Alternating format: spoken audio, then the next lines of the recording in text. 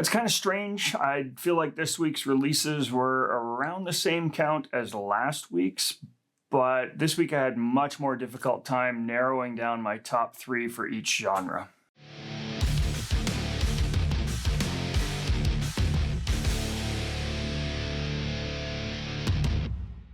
Okay, now this week I decided not to watch John's video over on Heavy Metal Philosophy, or anybody else's for that matter, so that way I would not have to consider adjusting my own list, just in case we kind of doubled up. But I mean, honestly, if we both name an album, that should just be a sign that you need to get off your ass and get it into your ears, like right now.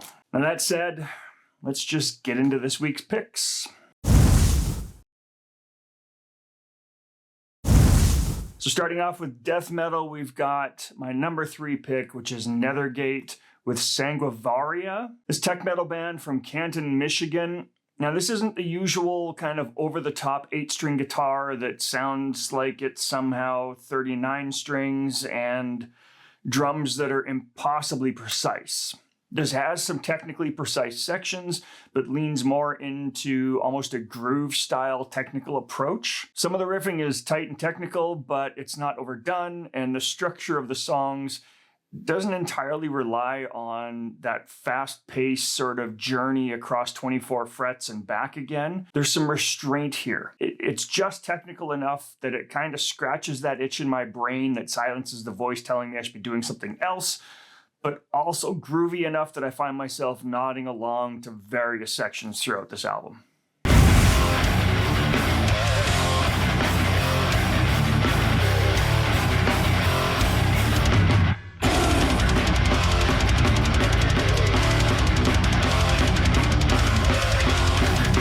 Next up, number 2, I've got Street Tombs with Existence is Corruption. Santa Fe, New Mexico-based death metalers.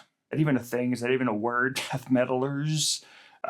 This album just absolutely rips. From the opening of Pestilent Storm to the final chug of Parasitic Feast, you might want to just strap on a neck brace before putting this one on. I don't normally like mentioning other bands when I'm talking about albums.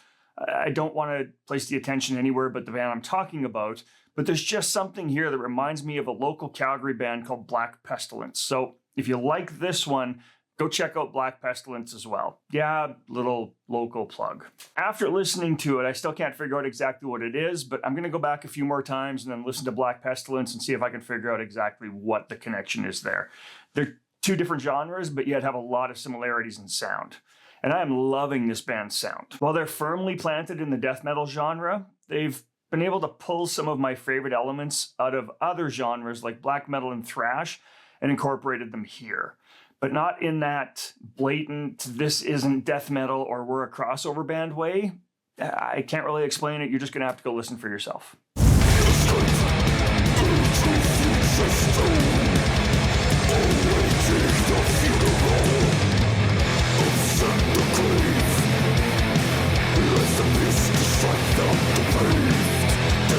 My top pick for this week in the death metal category is Nekrodawn with Covenant of Carnage.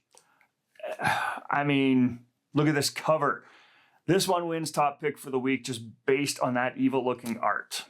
Mitchell Nolte is the artist, in case you were wondering. And if you feel like you might have seen his work before, chances are you have. He's done covers for Executionist, Aborted, Carnifage, and many others. Now for the music, this shit is heavy. It's the perfect collection of deep, growly vocals, chunky riffs, screaming leads that'll make your ears bleed, and you'll love it, all backed with drums that are going to shatter your spine. I really wanted this one in my physical collection, but when I looked at it on Bandcamp, it's $107 with shipping. Even with how many times I listened to this on Apple Music this week, it's just a little too much. I just can't spend that much on a single album. I'll have to see if I can find it elsewhere because this is a must-own for me.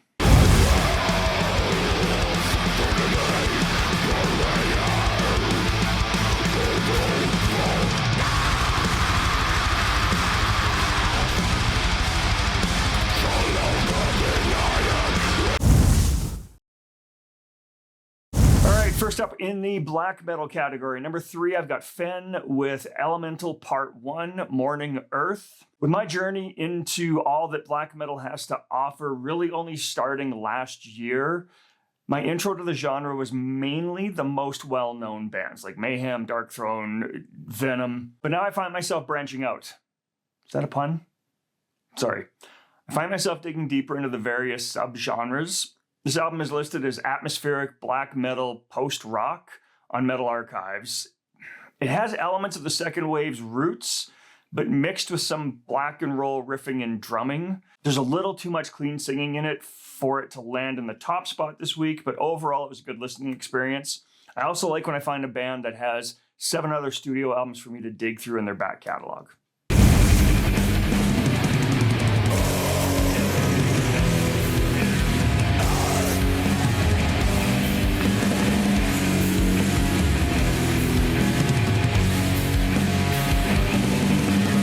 Spot. Next up, I've got Rapid with Enter the Realm of Fire. Now, as we're on the subject of the roots of black metal, the Finnish band Rapid are giving off some real Venom vibes for me. Now, it's not so much that I'd call it Venom worship, but there's definitely some similarities here. This one is listed as black speed metal. I can understand why. Well, you can definitely hear the old school metal influences in this album. It's like it's on 1.5 speed for many of the tracks. There's galloping beats, a little bit of groove mixed in, and the screeching vocals all make for a fun listen. Is fun listen really a phrase I should ever use when referring to black metal? Oh.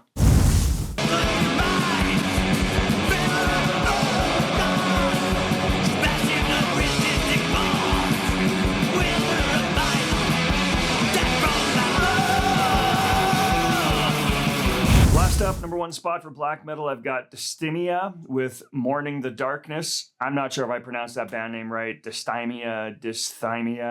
They always make it so difficult, but I love it. Now, I'm not normally one to listen to depressive black metal, but this one came up on the list for this week. The first track, I Live With What You Created, it just pulled me in and I couldn't stop listening to the rest of the album. I have a rating on my site called Worth Finishing, but it's kind of the middle of the road ranking for me. So it's not the top, it's not the bottom, it's just that middle point.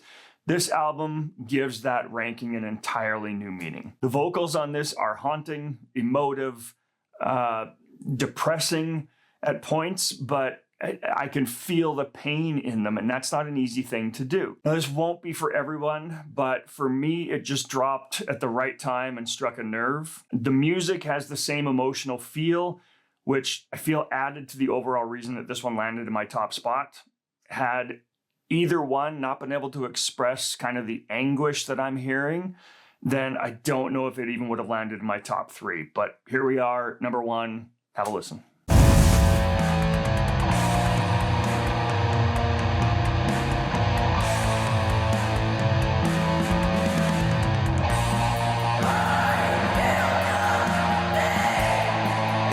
So I've had some fairly lengthy talking points for the top 3 in death and black metal for this week. So I'm going to skip out on talking about the other albums for this week, but you will see some of the others that I was considering adding on the screen as I'm kind of talking through this next little section, just really quick. And while those are being displayed, I just want to take a minute here to thank all of you that make this worthwhile for me each week.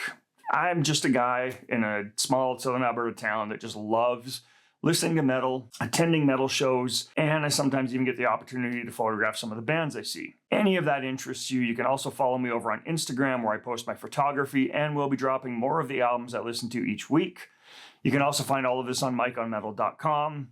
But really, just thank you to those of you that comment, share, reach out to me to say, hey, I listened to this album this week. Thank you so much for finding it.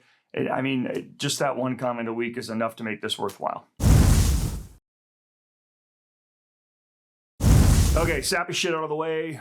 Last up, ripped from the Crypt. This is where I pick an album that came out prior to 2024. I know that's a lot of albums to choose from, but I started my journey back into metal away from kind of my little metal bubble where I was stuck listening to the same 4 bands all the time. So I'm going back and listening to albums prior to that time. This week, we're going back to 2012. So not too far, but still more than a decade since this one was released. We've got Arkaik with Nemethia. Now, this is another tech death album. Imagine that. In case you didn't know, technical death metal is one of my top genres. But lately, I'm just finding so much of it that's coming out to sound just way overproduced, electronic sounding, and just not enjoyable any longer. The bands are starting to sound too similar, and while I still enjoy the genre overall, I'm skipping in and out of albums due to just boredom. Great, you can go from, the low E 2nd fret to the high E 23rd fret in under 12 seconds and hit 73 notes in that time. That's awesome. I just don't understand why you're doing it. There's no chance of that here. While still firmly in the tech death realm, there are sections that have some killer groove or push into an almost thrash sounding track, enough so that I'm never really drifting off trying to think about what I need to make sure I've packed in my camera bag for the next show. This one gets a definite play this until your neighbors call the cops mom rating.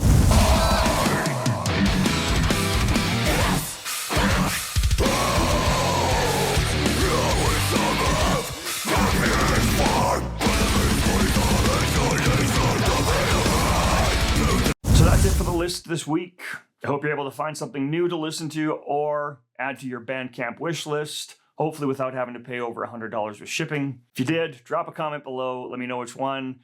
Maybe drop the band a comment over on their socials. Let them know where you heard about them. One really quick process update before I end things here. I'm working to upload these videos on Sundays now from here on. Next week is going to be a bit of a rush, but I should be able to make it happen. I'm still waiting to hear back, but I'm hoping to get access to shoot Summer Slaughter with Hatebreed, Terror, Incantation, Gates to Hell, Torture, and Creeping Death.